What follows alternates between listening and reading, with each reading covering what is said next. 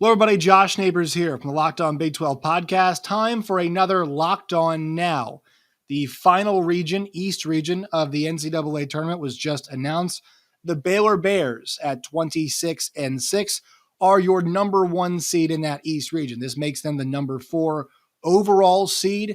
They'll start off their campaign in Fort Worth, Texas against Norfolk State. Baylor at 26-6 got a share of the Big 12 regular season title this year before coming up short against Oklahoma in their first round matchup of the of the Big 12 tournament.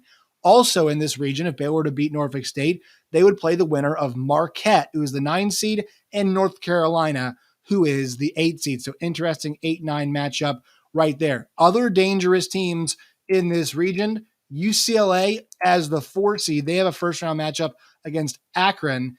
Also, Texas, the Longhorns, are in this region as well. Purdue is your 3 seed. Kentucky is your 2 seed. So plenty of credible threats. The red-hot Virginia Tech Hokies have a 6-11 matchup with Texas in the first round as well in Milwaukee, Wisconsin. So this is a very interesting bracket. Maybe not as not as lively as that South region is, which appears to be a very difficult region.